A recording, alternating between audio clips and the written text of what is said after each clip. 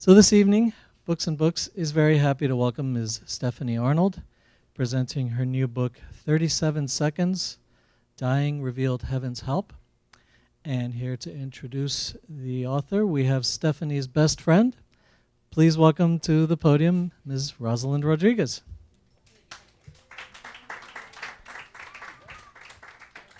Good evening. Thank you everyone for coming to support our girlfriend, our family member.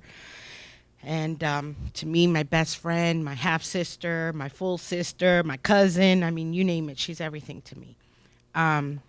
Unfortunately, I actually had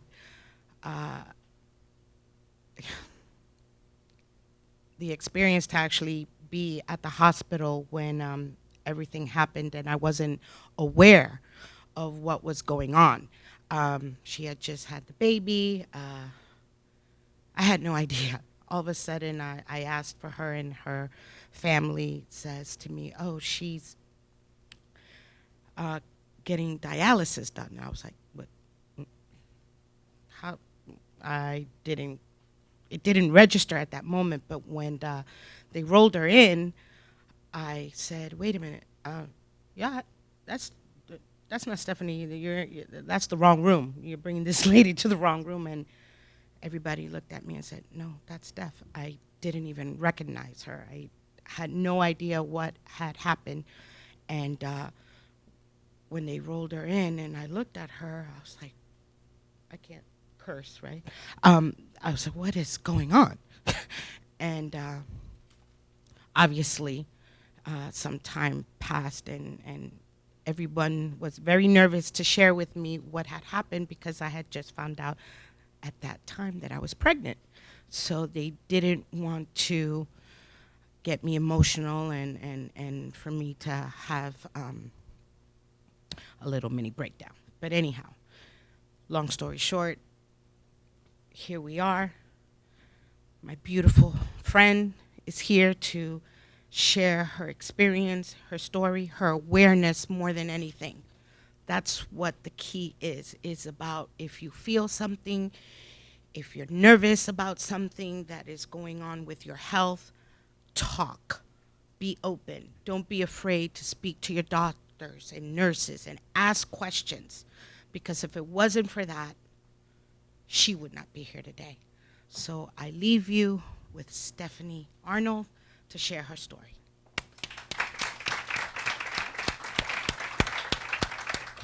Did I do okay, Barbara? Hi, everybody. Thank you so much for coming out.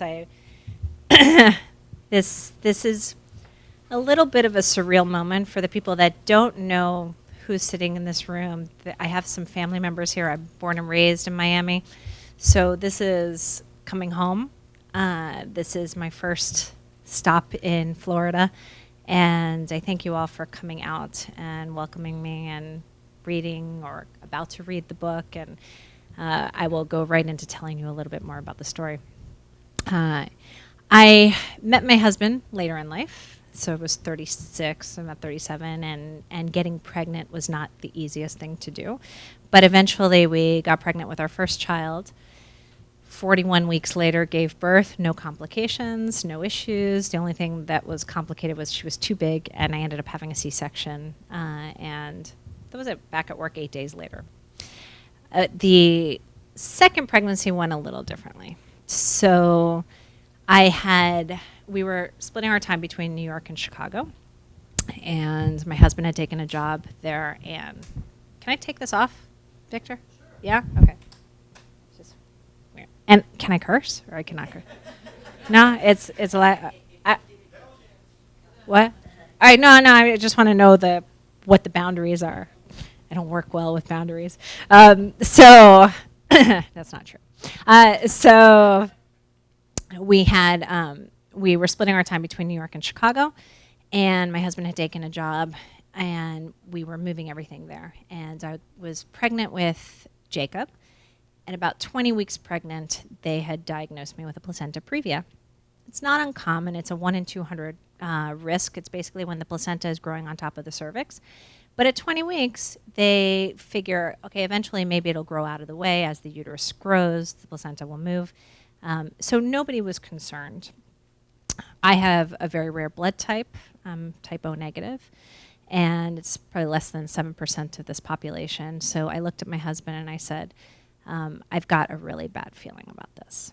And he said, and my husband's a PhD economist from University of Chicago. You can't get more linear, statistical minded, and he is very, very grounded, right? So he listened and he said, sweetheart, let's calm down before you jump to any conclusions. Let's learn about it. Let's figure out what this is and what have you. At that moment when we went back home, I, of course, Googled what a placenta previa was. I had asked my doctors, both in Chicago and New York, because we were flying back and forth. I said, so what is this? And they're like, look, I just don't exercise. If you start to bleed, you could be on hospital bed rest. But they were like, you'll be fine. Just take it easy. And then I looked up a little bit more about the complications to placenta previa. And as I started to look at what could potentially happen, the worst case scenario is a placenta previa can cause complications of hemorrhage, and then you might need a hysterectomy. It could cause maternal and fetal death. And the moment that I read that, I can't explain to you. I explain it in the book a little differently, or probably more detailed, because I could be a little bit more descriptive than just talking for 20 or 30 minutes. But the way that I compare it to is that when I saw it, I felt it viscerally. So I had a vision. I had several visions that started that night. The vision was of me laying dead on the operating table, cut open from sternum to pelvic bone. I saw the baby being fine. I saw myself hemorrhage. I saw my uterus merging closely, too deeply with the placenta. I saw the need for me to be under general anesthesia, and I kept seeing that I would not make it through the delivery. So one says, all right, well, maybe these are pregnancy hormones, maybe this is a little crazy, what have you. I'd had a baby before, I'd had a C-section before, so it wasn't this fear of the unknown. This was something different. I was feeling it. So every day I would be walking my daughter, at the time was 15, 17 months, and I'd be walking across Tribeca Park, and it was cold. It was a February day. And I'd look at the fountain and say, oh, that's so beautiful. But in the spring, when the water's, streaming, it's so nice. And all of a sudden, the stream would turn to blood, and I would feel my body hemorrhage. So immediately I lost balance. I grabbed onto the stroller. I called my husband, and I said, meet me at the hospital. I think I'm hemorrhaging. And we'd go to the hospital, tests, everything was fine. I said, well, maybe there's something else wrong. And every time I would have these visions, I would get a test. At one point, we have a friend of ours who's a fellow, or at the time he was a fellow gynecological oncologist. And if you know anything about gynecological oncologists, is they deal with reproductive organ cancer. And he said, Stephanie, you are not going to need a hysterectomy, but in the event that you do, you don't want maternal fetal medicine to do it. You would rather have gynecological oncologists do it because they have more experience in these high-risk surgeries. So I made an appointment with the head of gyn-onc. Trying to get an appointment with the head of gyn-onc when you do not have reproductive organ cancer, and you are explaining that you are a healthy 7-month pregnant woman, it's not an easy thing to do. The nurse on the phone kept saying, and what kind of cancer do you have? I said, I do not have cancer. Just make the appointment. And I finally got to the point where I was like, I'm going to get there. So you just tell me what time he's in the office, because I'm going to show up. And God bless my husband, because at every single appointment, he went with me to those appointments.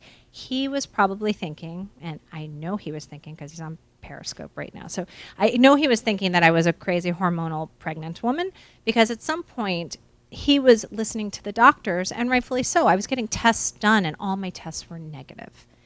At some point I was like, I'm running out of people that are going to listen to this crazy story. And so I just kept talking and talking. So he went with me to the gynecological oncologist's office, and in the waiting room, you can imagine, there are women who are suffering from cancer. They have IVs in their arms. They have no hair. They're in pain. And my husband says, I am embarrassed to be here. And I said, I don't know what to tell you.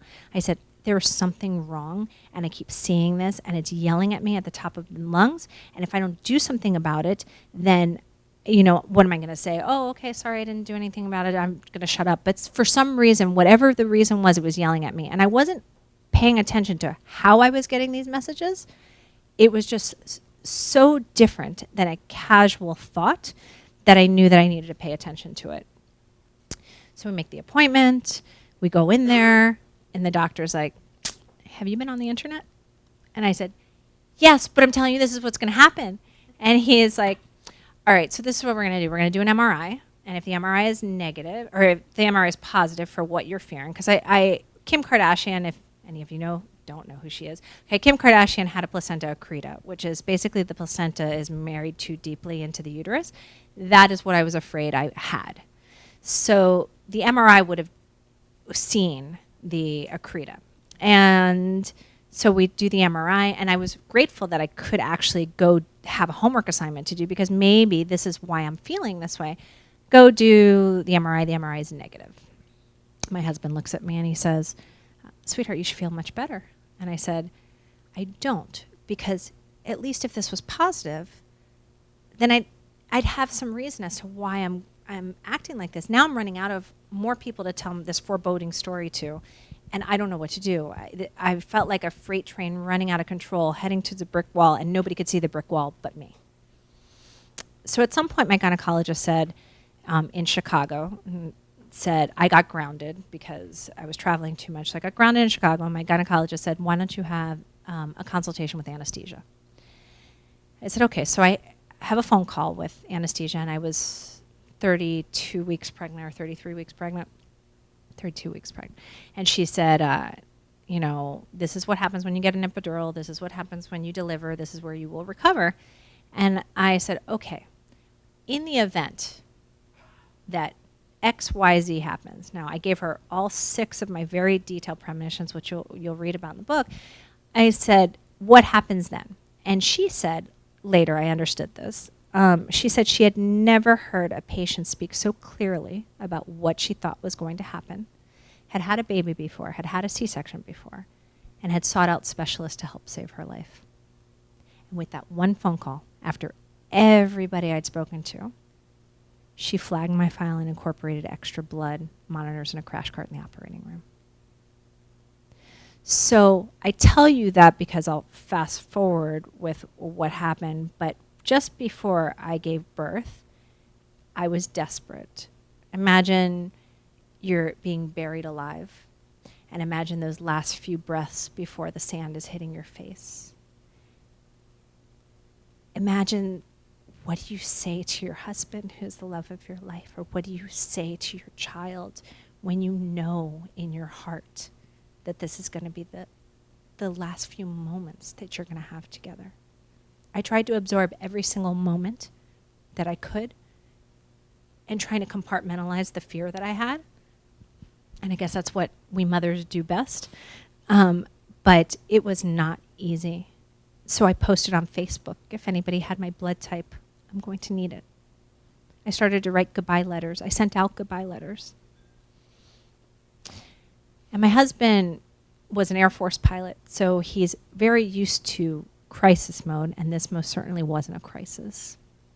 So for him, he was using every tool in the toolbox, relying on the doctors, seeing the test results. And rightfully so, I don't think anybody in this room would have thought anything differently after everything that I'd gone through. So my husband's in New York when I'm 36 weeks pregnant. I'm scheduled, because the placenta is not moving out of the way from the cervix, I'm scheduled for a mandatory C-section at 37 weeks. At 36 weeks to the day, my husband's in New York planning to come back the day after to Chicago, and I start hemorrhaging on the kitchen floor. I say to my nanny and my daughter, let's get in the car, let's go to the hospital. And I drive us to the hospital. Okay, not the smartest move I have ever made, driving myself, but I had many premonitions, and dying in a car accident was not that one of them. So I get to the hospital, and we check into labor and delivery, and I am Skype chatting with my husband, and I am telling him that this is, I'm saying, I'm checking in here. He's like, okay, I should be there soon. And the doctor comes in and she says, I think it's time to go. I think that the operating rooms are quiet now. This is the time when we should take advantage of it. So I say my goodbyes. And I say to Jonathan, I said, you've made me the happiest woman in the world. And please take care of your children. Please love them. Please love this baby. And know that you've made my life is richer with you in it. And he still wasn't getting it in that moment. What he said was, where do I meet you? Like, he wasn't, whether he wanted to put any, later he told me, he's like, I didn't want to put negative attention to something because I didn't believe anything would happen. So he just was all positive. Where do I meet you? I said, the 8th floor of recovery, hopefully. I kissed my daughter 1,000,000 times. And the doctor said, we'll be back with your brother and you'll see your mother soon. And as they wheeled me down the hall, I broke down crying because I was convinced it was the last time I was going to see her. As I'm going down to the operating room, my doctor, who is a friend of mine, I said, Julie, there's something wrong. You need to put me under general anesthesia. She said, Stephanie, I think you're just nervous. Jonathan's not here. We're going to take good care of you. And at that point, what do? I have an epidural and I can't move. If any of you are doctors in the room, if you had a patient who's telling you they're having this overwhelming sense of foreboding, you might not do the surgery that day. But this baby was coming out no matter what, so this surgery was happening, whether I wanted it or not. I go into the operating room. They deliver Jacob. They delivered the placenta. Jacob was healthy. He was perfect. He was happy. And the next thing they knew is I was dead.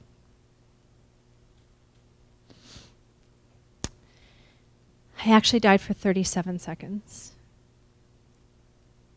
I ended up having a very rare amniotic fluid embolism. It's a 1 in 40,000 risk. It's where amniotic cells get into the mother's bloodstream, and if you happen to be allergic to it, your body acts like it's an anaphylactic shock, and in most cases, women don't make it. The first phase of an AFE is you go into cardiac arrest, your lungs shut down, you seize, and you flatline. If you're lucky to make it through phase 1, and 40% are, not knowing if there's any neurological damage or what oxygen depletion or anything is there, the next phase starts, which is called DIC, which is your body's inability to clot blood. A lot of anesthesiologists have an acronym for DIC, and it's called Death is Coming. It is an anesthesiologist's worst nightmare. Remember, my blood type is O negative. Lucky for me, I was in a teaching hospital, and extremely lucky for me that anesthesiologist heard me and incorporated extra blood in the operating room. Your normal body has 20 units of blood. I was given 60 units of blood and blood product. You go to any hospital, O negative is rare, but to have that amount of blood on hand and to circulate it and get it ready in the 15 minutes you need it is next to near impossible if you're not prepared. I was, for all intents and purposes, put back together. Had a heart attack. I look okay now. I'm wearing high heels and I'm able to walk and everything else. But underneath, heart attack, lungs collapsed, bladder collapsed, kidney failure, blood transfusions, life support. I was transferred to ICU under a medically induced coma for 6 days. My husband arrived as they were getting ready to transport me to ICU. And he texts the doctor, okay, where do I meet you? Where's Steph? The baby's fine. Stephanie's stable. At that moment, he was smart enough to know that that was not good. He gets to the level of the operating floor. The doctor comes out, and she's got blood all over her scrubs. They explain what happened. And here is when his crisis mode really helped. because he did not get emotional. What he did was is that he wanted to know what is morbidity and mortality. He wanted to know what are the next phases that are going to get her to the next level. What is the damage already done? Many of the questions they could not answer. In the hospital at Northwestern Memorial Hospital, which is a very big teaching hospital, they have told me that they've had 10 AFEs in their history. They deliver 12,000 babies a year. 10 in their history, 6 of which did not make it. And the other 3 were severely neurologically damaged. They didn't know how I would fare. They didn't know how I would fare coming out of the coma, and they could not answer his questions. But what he did do was he said, if she needs a hysterectomy, this is the doctor we met with 2 months ago. They said, look, she won't survive another surgery right now, but we have her stabilized, and she's not bleeding. So we're going to see how it goes through the night. The next 8 hours will tell. At the 7-hour mark, all the bells, everything came out, and a quiet room where he was just listening to a breathing machine went up in noise, and they came in and said, she's still hemorrhaging. She needs a hysterectomy. They transport me to the operating room. They do the hysterectomy. They do the pathology on the uterus, and they see that an accreta had started to form after the MRI. So they start to take me at the 6-day mark, they start to take me off of the drugs. And and again, nobody knew what was happening.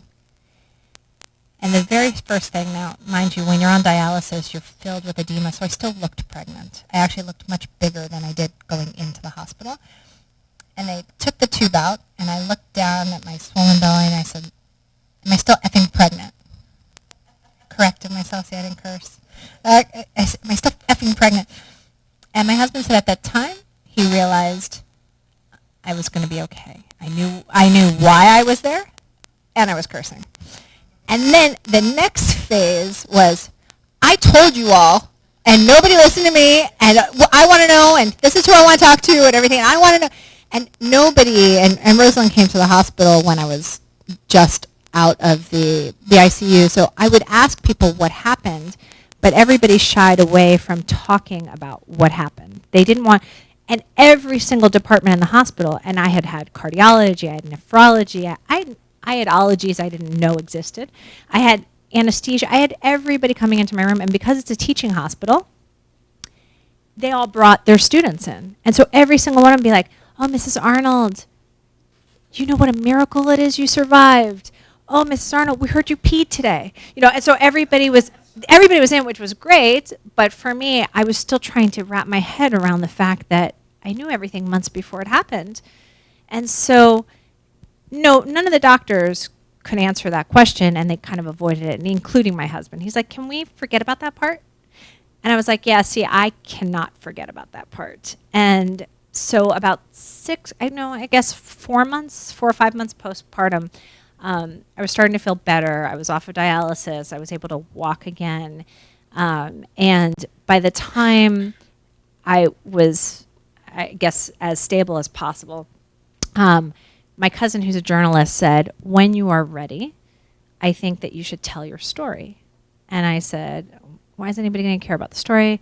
Well, I think you need to educate people about the second leading cause of maternal death in the United States. I think you need to talk about what happened, and maybe people can listen to their own intuition. And so I said, fine. So I told it to a local CBS station in Chicago. And on a December night 2 years ago, they aired it at like 10:15 at night, and the very next morning it was the cover story on yahoo.com. And then the very next day it was on Good Morning America, and we were interviewed there. And the next month we were on The Doctors and Steve Harvey. And this was a whole crazy thing to happen, especially as I am recovering at the same time. So I was on Steve Harvey, and Steve said to me, and Rosalind, you were there. And so was my friend Robin, right? Oh, and John, JC. Steve says to me, Steve, we're on first name basis, right? So Steve says to me in the middle of the interview, did you see the light? And I said, I don't know. They gave me a lot of drugs. I don't remember anything. And I thought it was very irresponsible of me because I wasn't afraid to say that there was no light, but I didn't want to do that without the education. Even if I could get the information, was there a way to get the information? I did not know. But what I did know is the therapy that I was doing, my regular psychotherapy to help me post-trauma, was not helping me. Because every time I would go to my therapist, and there were 6 or 7 of them, with all the big letters behind their names, they would all say, okay, let's help you with the trauma. And I said, I need to know how it is I saw everything months before it happened, in great detail. Not just a feeling of foreboding, in great detail. When you read how much detail, you will question it yourself, because there's no way that I could have seen everything, just maybe a sense of something, but not as much detail. So they all said to me, one after the other, let's not worry about that right now. Let's worry about getting you out of the trauma. I said, see, that's where I have a problem, because what happens if I get another premonition? What if I have another vision? What are you going to do at that point? I'm going to freeze. And my husband was perfectly fine. Sweetheart, I love you. Where are you? I love you. My husband was perfectly fine with suppressing and repressing, right? He was like, crisis averted. Let's move on. You're getting healthier. We have our family back intact. Let's move forward. So I sat at some point, a friend of mine who is here said, I think that you might want to try regression therapy. I never really understood it. I'd heard about, Dr. Brian Weiss and Many Lives, Many Masters, but I'm like, I'm not interested in past life regression. That's not what I'm interested in. What I'm interested in is knowing what happened during a 6-day coma, what happened in the operating room, if there is a freaking light, and by the way, how did I see everything? So my amazing, beautiful therapist is sitting in the audience for the first time at a book event, Linda Burns. Linda. And, here it is. I called this woman and I explained, this is what's been happening. I have no idea. Were you like, this woman's crazy? Or were you like, what was your initial, you're dealing with patients all the time, so I guess that's kind of relative. So were you taken aback by the story? Were you, yeah.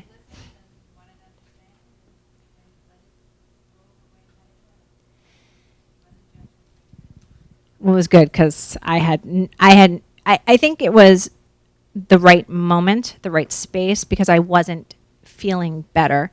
And so what Linda explained to me, and I again talk about it in more detail, is that she explained to me that you might never know who, what, where, all the details about what happened, but if you feel better, then the therapy is working.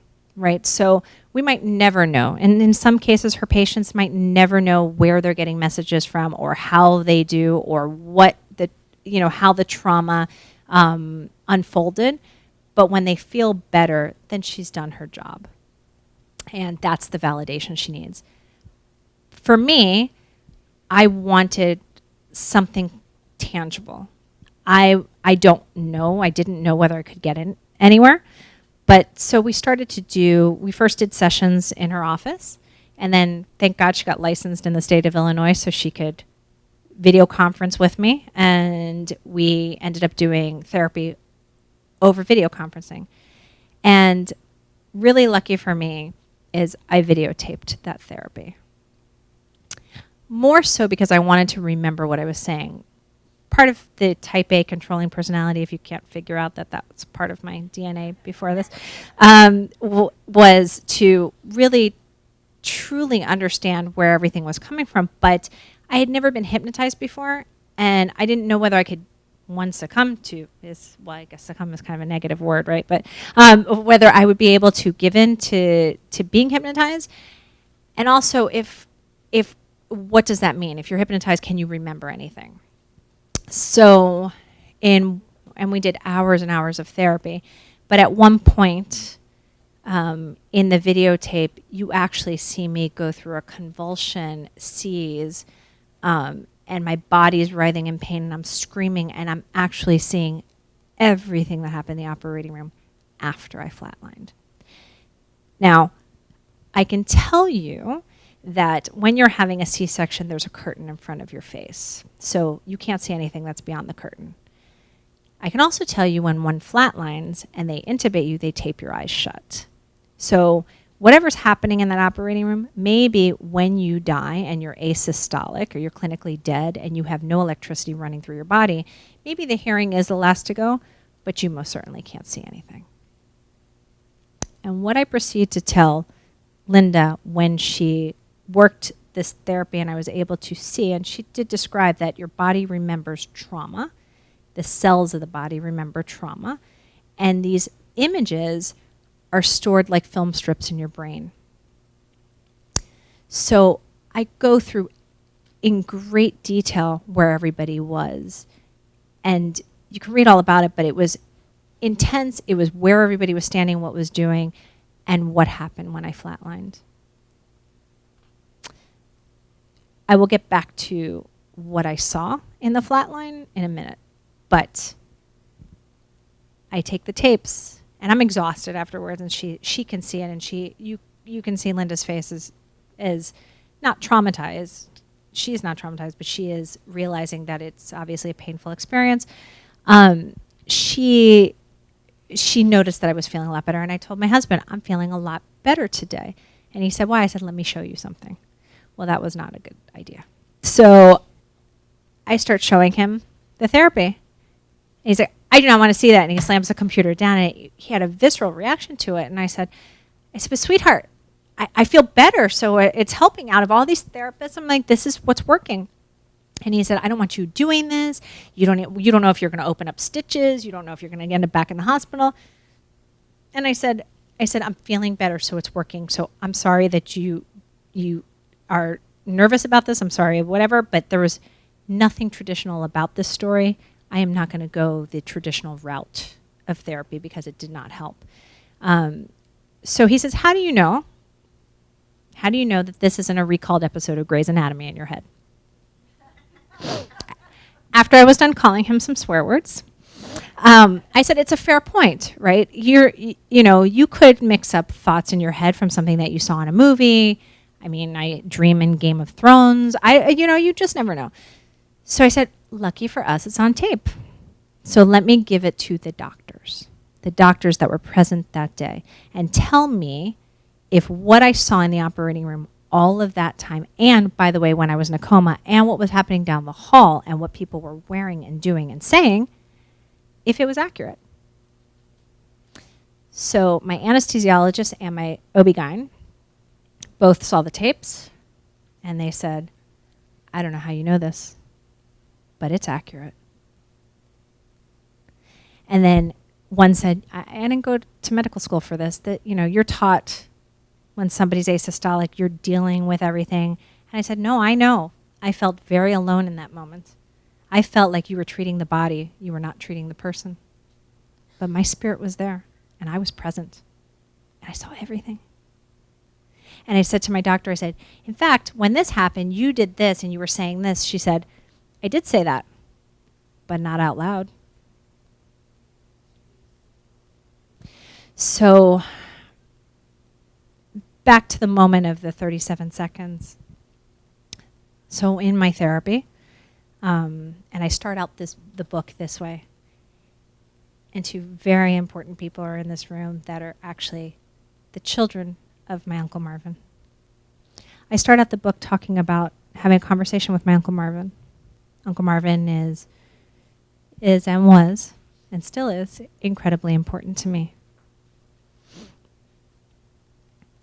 He was there the moment I flatlined. And when I flatlined, I saw him, and I saw hundreds of other spirits. But I saw them in a place that was very heavenly. And people can say, well, it was 37 seconds. I said, yes, but 37 seconds in real time is totally different than 37 seconds on another dimension with no time and space.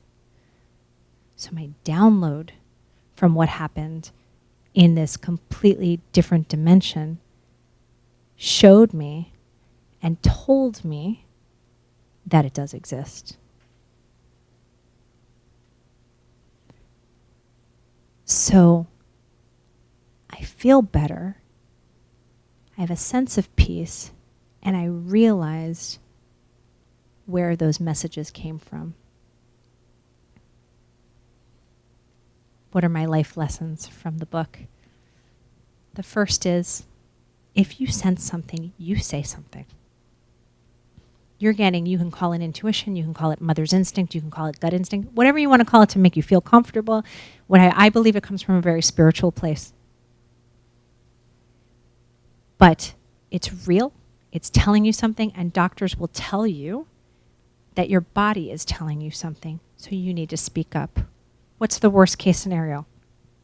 I was wrong. People would think I was crazy. Everybody already thought I was crazy. And what I would say, I was sorry for driving everybody crazy and don't have another baby with us because we don't want to deal with this again. Okay, I could have dealt with that. But on the off chance you're right, it is not worth staying quiet. It could save your life. The second thing,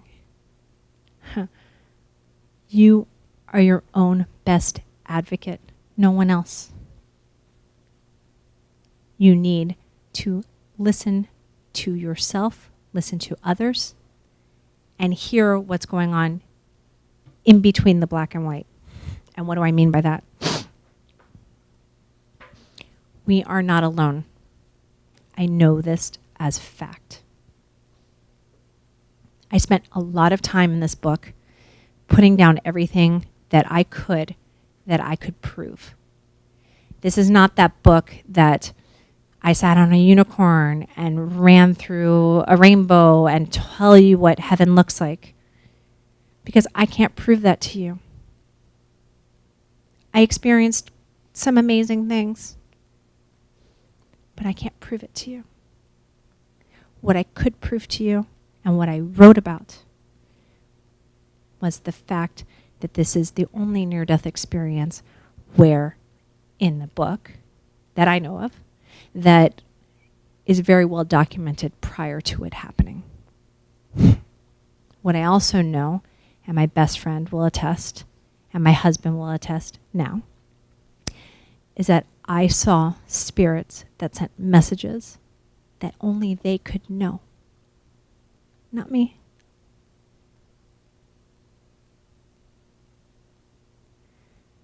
So listen to yourself. If you sense something, say something. Be aware that in today's day and age, and I have a very good friend here that's a labor and delivery nurse, will tell you that pregnancy is no joke. And amniotic fluid embolism is the second leading cause of maternal death in the United States. There are 2 a week. 1 will not make it. Might be a little rare thing that most of you have never heard about, which is a good thing, because it means you don't know someone who's been affected by it. Because if you've heard about it, 9 times out of 10, it's affected somebody you know. And the last thing is understand that the spirits that you think, those times when you smell the perfume or the cologne or you hear a chain or a Christmas ornament moves and there's no wind or something pops into mind and you're like, wow, I haven't thought about that person in a long time. Know that it's them, because I no longer question it. Thank you.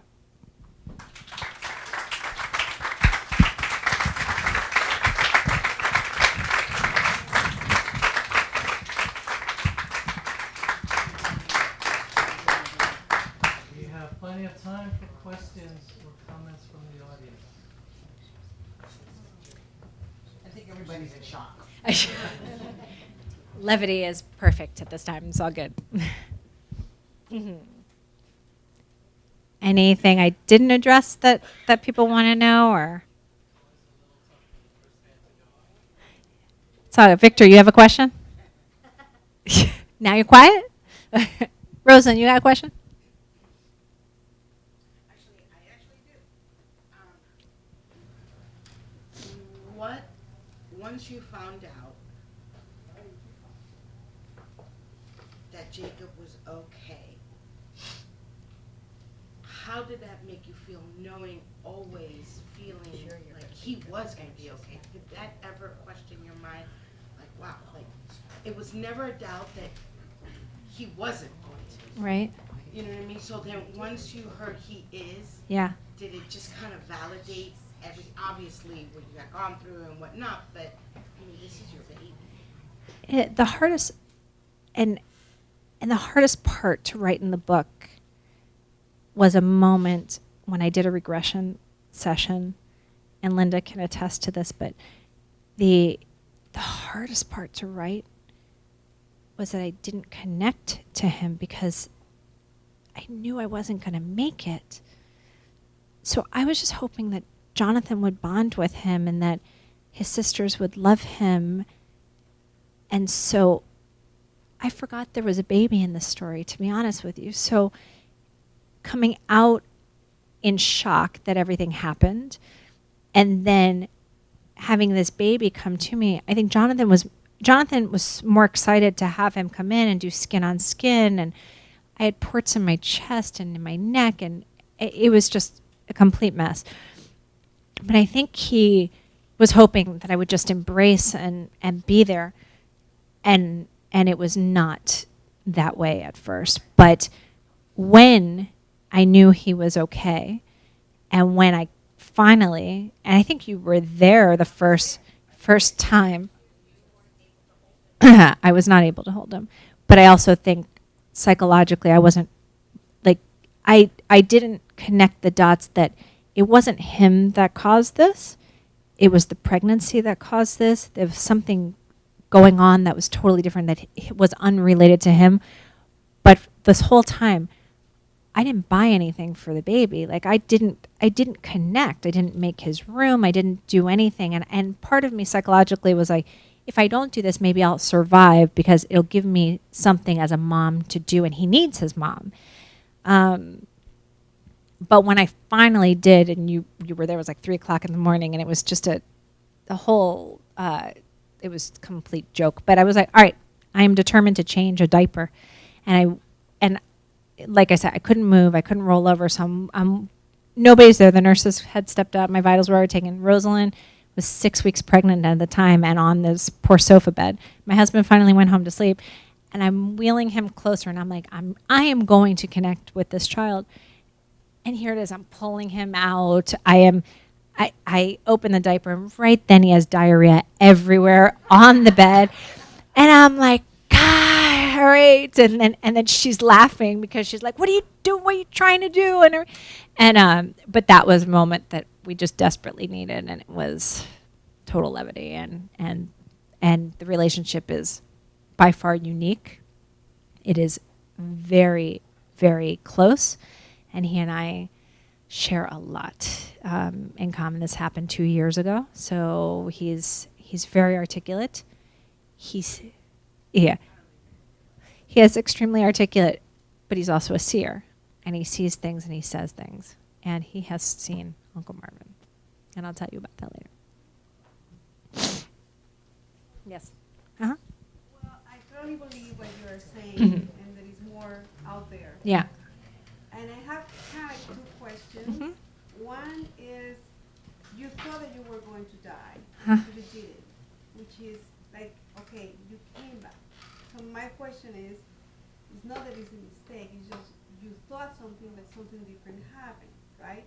So it's that's one question. Uh-huh. And the other one that is really more my question is, how do you, what do you do in the everyday to remember what you saw that can affect your actual behavior?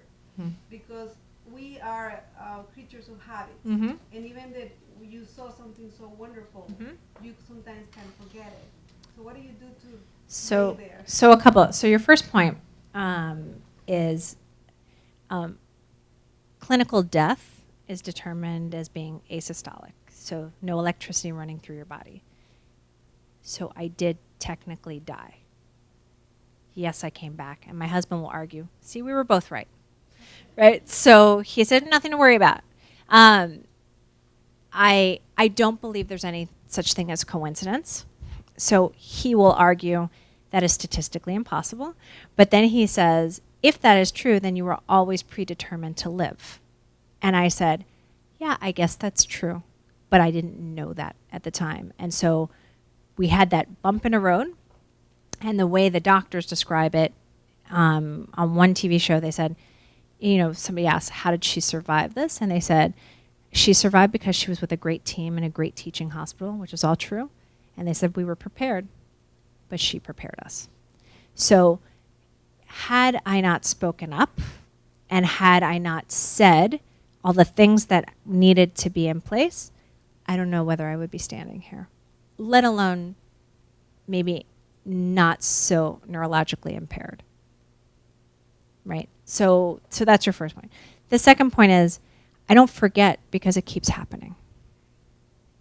It wasn't a one-time thing. And at some point I called Linda and I said, okay, why does this continue to happen? Because I continue to get premonitions. And I doubt them because I say, okay, come on, maybe it's one time, and yes, there's 6 very detailed premonitions. It's kind of hard to argue with because my husband can tell you the statistics on that, but I can tell you it's probably a low probability event that all of them would come true. But I think what happened in my case is that the way that I describe it is that I was on low voltage as a kid. I saw things as a kid, but half of the time I was wrong. And you don't really know, and you don't want to think like you're a freak, or you see things and you don't want it to be you don't want it to be right, and if it is right, you're concerned that it is right. So I talk about low voltage. Then I talk about not having any electricity running through my body. And now I'm on high voltage. So I think, and what that means is that the curtains have been pulled back on Oz, and I see this room completely different. And I also experience life differently every single day. And I think what happens, and Linda described it to me perfectly, where she said, I think when you crossed over, the wires get crossed, and now the portal is opened.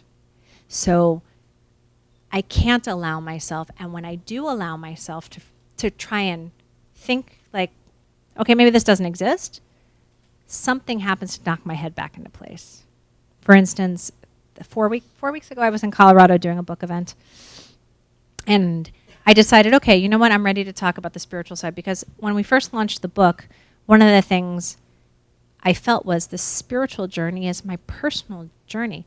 But here it is, I wrote a book, but you can read it in the book. You don't need to hear from me. Let me just tell you all the facts, and let me not get so emotional about it, but I will get emotional from the family aspect of it and tell you all the documentation and all the evidence regarding my story.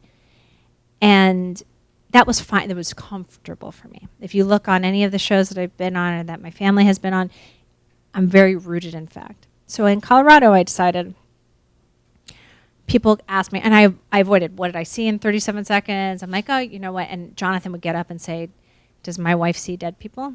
Yes, she does. And for him to say it was easier than me to say it, because I'm like, okay, let me just, it's too vulnerable a position to be in. So I finally decided I was going to step into it. And I'm like, oh, well, nothing's going to happen. I mean, I'll just talk about it and what have you. And I was that night, and I called Linda the very next day, but that night after I was done speaking, a room of 50 people turned into 500-600 people. And it was this energy force that I felt. I said, well, maybe that's not real, but I went to bed for 12 hours. I was hit with a wave of people that are off of every single one of you hit me, and I was not protected and grounded, right? So, but I'm like, oh, maybe it's not real. Maybe it was just coincidence. So the very next day, my cousin's dropping me off at the airport, and we're in a car that looks like a hamster wheel car. And I said to her, these cars will fold like an accordion. And sure enough, not even 5 minutes later, we had a head-on collision, and the car is completely totaled. Airbags did not deploy. And I watched the whole thing happen in slow motion. Like many of you who have been in a car accident, you see it in slow motion. But I knew as it was happening that it was going to be okay. And I stepped out of the car, and I saw the cars completely at an accordion, and my cousin was okay. And she's like, the airbags didn't deploy. I said, if the airbags had deployed, we would have been severely hurt, because both of us were riding a little too close to the front. And I got out and I said, all right, I believe you. We don't need any more close calls. And now I'm in it. So I don't forget.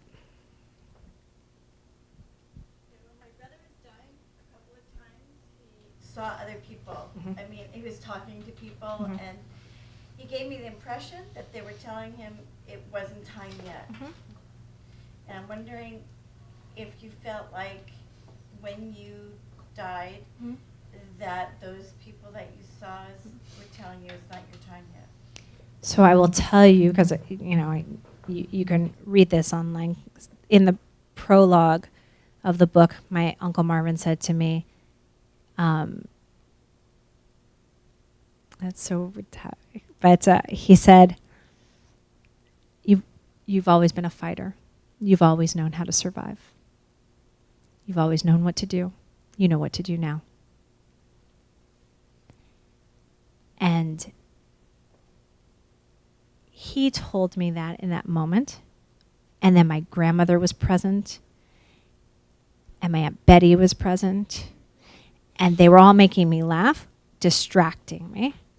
Because the minute I turned around and saw my body on the operating table, I saw them hacking down my stomach and pulling things out and trying to save my life. That Linda can attest that this extreme pain from my abdomen while I was in therapy, I experienced it, but I fought. So when people tell me they have near-death experiences and that it was a very comfortable place and warm and inviting, there's no doubt it is. I was not comfortable. I was not comfortable because I was leaving the man that I love, and I had a daughter that I still wanted to watch grow.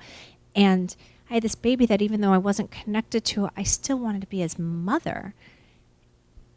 And I didn't know how this was going to end, but I certainly wasn't going to stop fighting.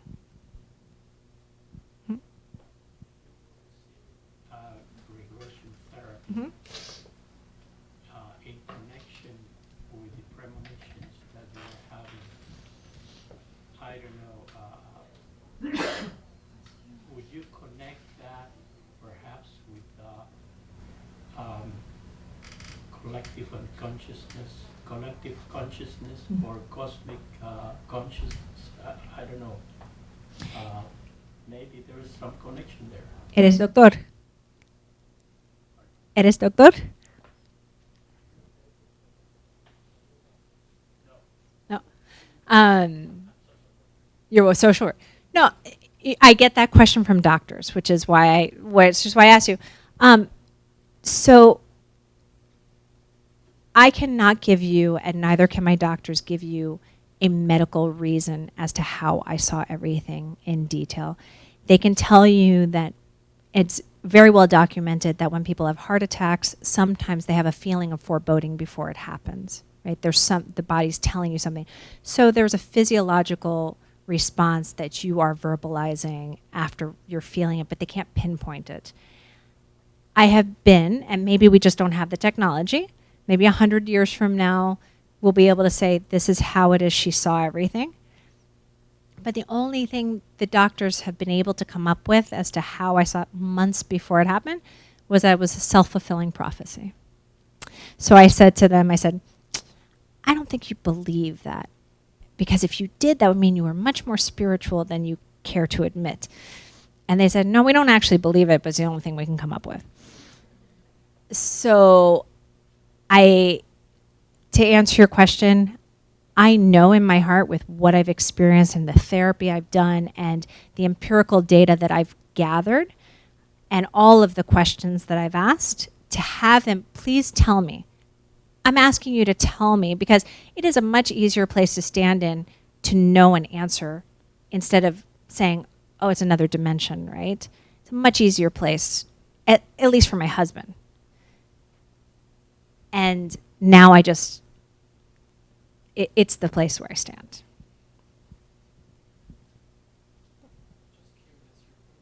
Are they feelings, auditory, visual, all of you? Yeah, it's a good question. So all of the premonitions I've had, they're visual.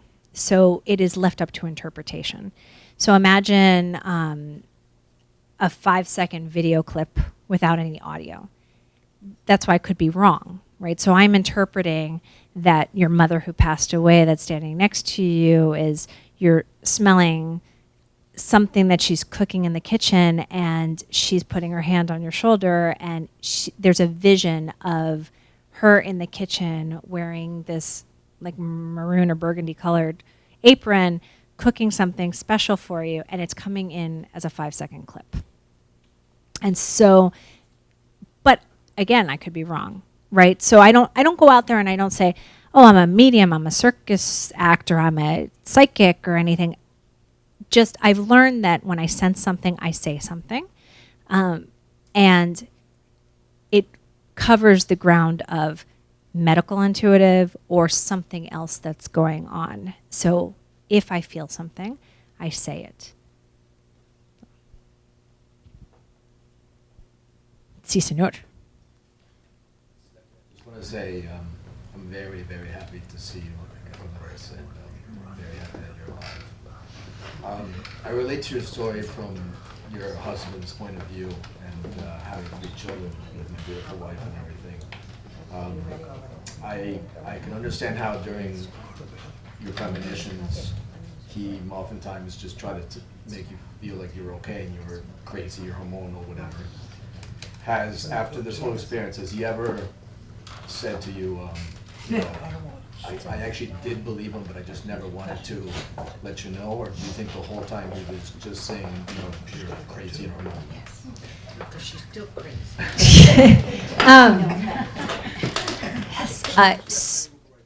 Go ahead. No problem.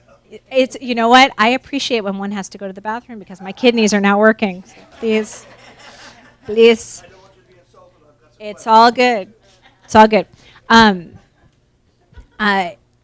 So I don't think, and we went to several, like we went to the rabbis, we went to, this holy burial ground where we prayed, but never once did he pray for my health and well-being because he felt that there was something wrong with the pregnancy. So he prayed for the baby. And I would say that my husband before this experience was more agnostic. He didn't fully believe that there wasn't anything, but he also didn't believe that there was. He didn't seek it out. So this whole experience for him was like, I don't want to put bad thoughts out there and negative energy out there just in case it's going to affect the outcome. So for him, he stuck to and believed, and rightfully so, as a scientist, that the doctors, the numbers, the tests, the results told the story. The low probability factor of what I said was not even a possibility. And I will tell you that when I was in a coma, the whiteboard is there in the room that Jean can tell you about that you write and talk to nurses. He was doing mathematical formulas trying to figure out what are the odds of having an AFE in this hospital with 12,000 babies, and how many times does this occur, and what is it? And the doctors would come in, look at the numbers, trying to figure out what he was doing, and walk out like shaking their heads and not, But for him, it was comforting, right? He was like, this is way too much to handle. The fact that he said to the doctors immediately, this is the gynonc in the, when the doctor came out, means that in the back of his mind, he listened. But asking him today is like, I just want to autopilot this, the doctor, if she needed a hysterectomy. I said, but it came to you like this, and you said it immediately, so that means that it was penetrating. You just didn't want to believe it. Now I will tell you that in parts of the book where I talk about meeting someone who he was extremely close to, and the message that person had for him, actually for his brother, and going through this journey to try and dissect what that message was, when it finally came to and it was something that was so specific that even he didn't know about, he was like, at some point, I have to believe the good chap Sherlock Holmes, who says, no matter, and I'm going to get the quote wrong because I always get the quote wrong, but no matter what the case is, the most improbable, and he's he's on Periscope, or you're out. Okay, but okay, he's live or whatever. He's gonna be like, you're getting this wrong. That no matter what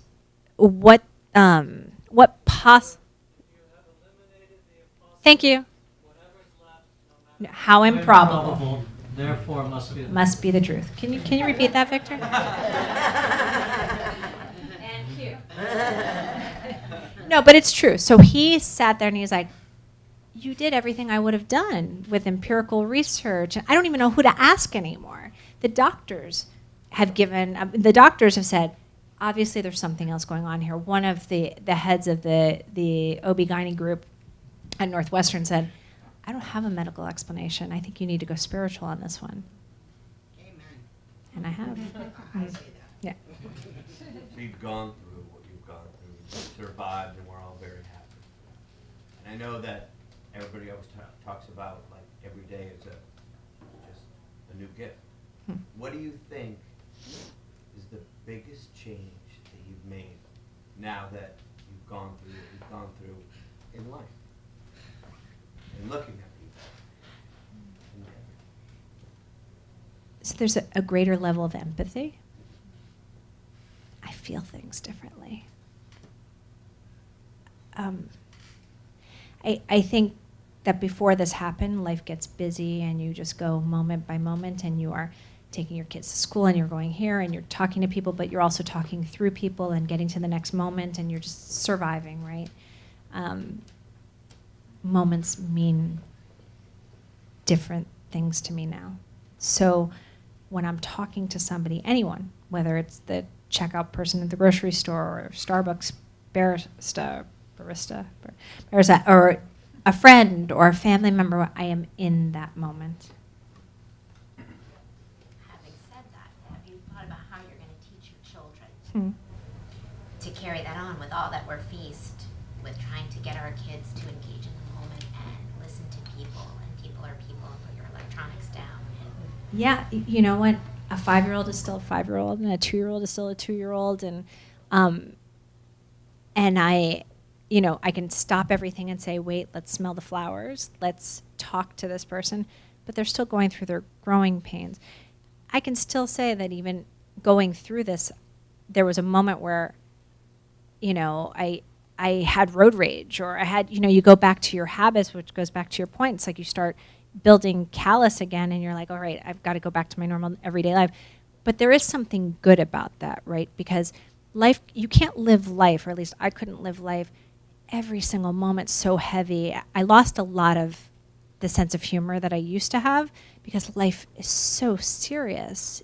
And so for me, I've been incredibly grateful for the quote-unquote normalcy. So seeing my kids argue, or seeing them be however they're going to be, or your kids, or that to me is a breath of fresh air. Because when I'm dealing, now sitting on the board of the AFE Foundation, and we're dealing with families that are devastated, and dealing with patient advocacy, when you're hearing the most traumatizing, catastrophic moments in their lives, that you can't live your life at that level anymore. So, or every day. So it's a balance. There's no way. I mean, you see it every day in what you do. But it's a breath of fresh air when you have 3 boys that are fighting each other, right? You're like, okay, life is good, right? I'm curious to know from your vantage point, what was different or unique about your sessions with Dr. Burns that got you to this point of recall that you didn't get to with the other people that you were working with before?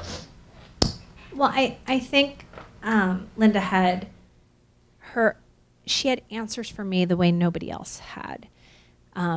I look at Linda more than a therapist. I look at her as a healer. So there's energy involved in healing. And when I experienced everything that I had experienced, she had answers for, that doesn't sound crazy, and this is why.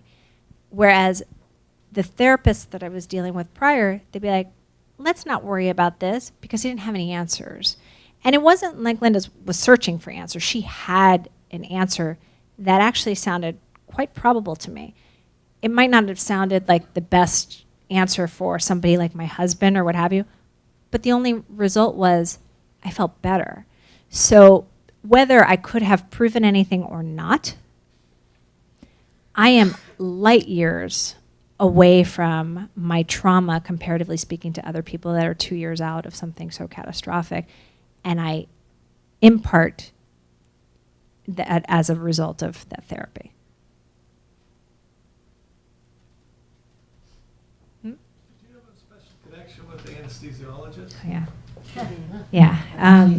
So she was the exact same age as I was when I gave birth. And so there were 2 anesthesiologists involved. The one anesthesiologist who flagged my file, and then there was an attending anesthesiologist who saved my life in the operating room. I talk about a lot of serendipitous moments in the book, and that are totally unrelated to me, but ended up coming together in the moment to help save my life. And it was all this universe working outside of what I was trying to do to save my life. So it's pretty fascinating to see the whole, how everything got weaved together. My anesthesiologist who flagged my file, when I finally was able to talk to her, she said, look, I'm an MD, I'm taught at Northwestern, but I thank God every moment I walk into a new patient's room, because there's a reason why I'm meeting this patient, for good or for bad. Nothing happens, completely uneventful. She says in that moment, she is very spiritual. There's a reason she's in front of that person. When I went into labor that day before my AFE hit, she said to the attending anesthesiologist that she wanted to be there. And there's no need for a fellow to be in the same operating room as an attending, because they're basically an attending physician. But she said to the attending, I've got a bad feeling about this. So her name is Grace, and I call her the Grace from God. But she is, and she says, she's very clear, I'm spiritual. It's not that the doctors are teaching me this, not that medical school is teaching me this. And I said to her, do not ever lose that, because it's your spirituality, your intuitive nature that is teaching the resonance of the future doctors of the world. And they need to understand that sometimes it goes way beyond just the numbers. So yes, the relationship's really tight.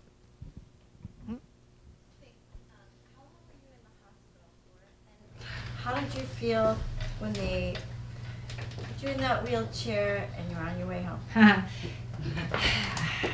home? So total a month. The first time they discharged me, they put me in the wheelchair.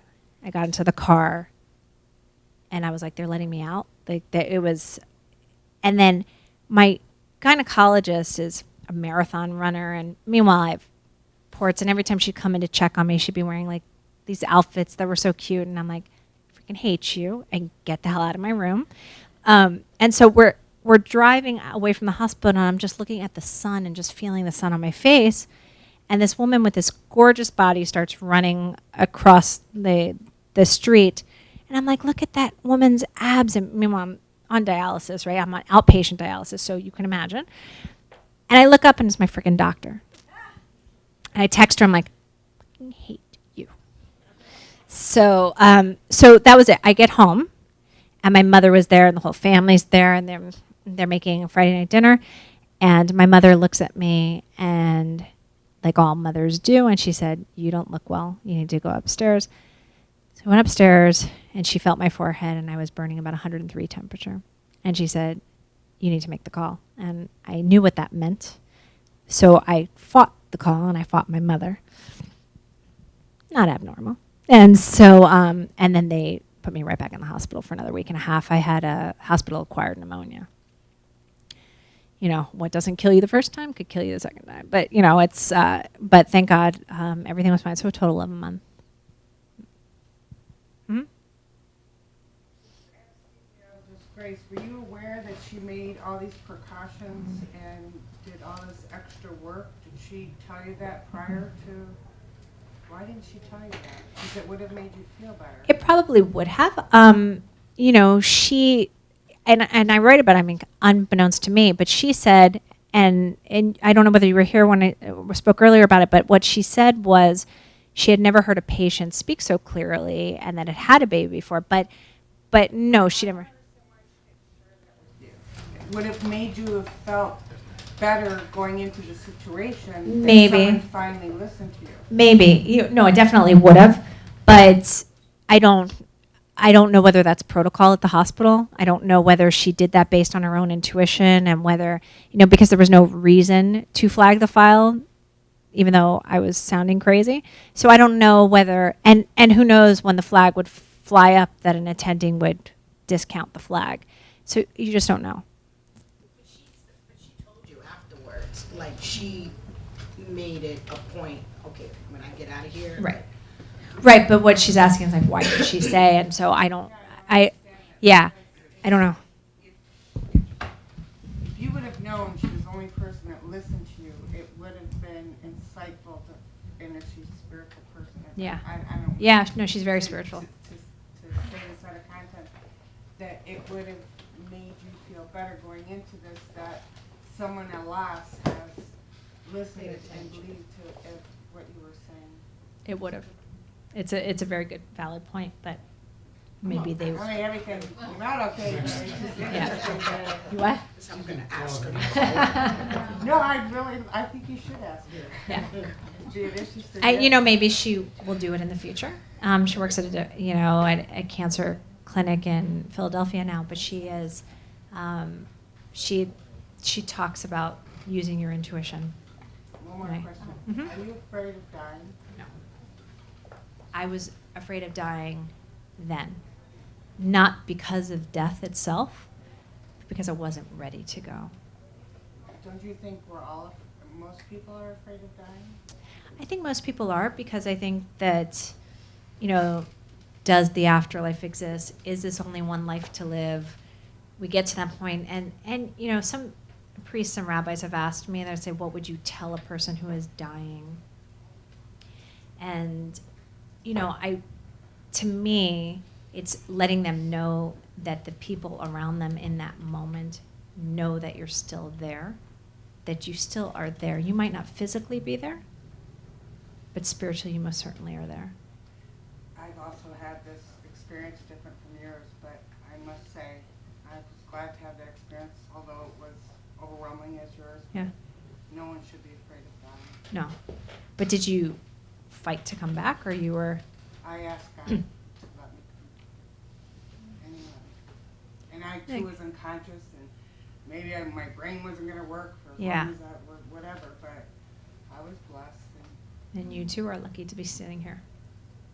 And the thing is, I think that's a big voice to tell people that, I've seen grandparents, whatever, die, and I've helped people die, that the fear of dying, to let go and to understand that there's more. It's not that you just die and go into the ground, that you're. but I think part of the job that you have is to explain to the people that are still sitting here that they are still here. Because part of that, correct, so the part of the fear of dying is it's over, I can't physically touch that person, but I can tell you from personal experience, you still can. The person needs to be aware of it. My biggest argument with my husband was, if you don't come over to the light side and you understand, when I die for good and I come back, I'm going to haunt you, and I can't even know that you won't even know that I'm haunting you? I'm like, seriously? So you're not going to deprive that of me, so anyway. Okay? Thank you.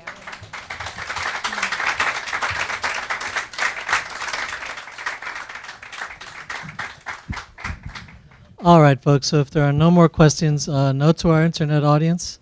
Still time for you to call the number on your screen, and you can get the book shipped to wherever you are in the U.S. free of charge. For those of you here in the house, we have 37 seconds for sale at the counter in the front room over there. Stephanie's going to be signing here at the table to the left of the podium. I want to thank our guest introducer, Rosalind Rodriguez.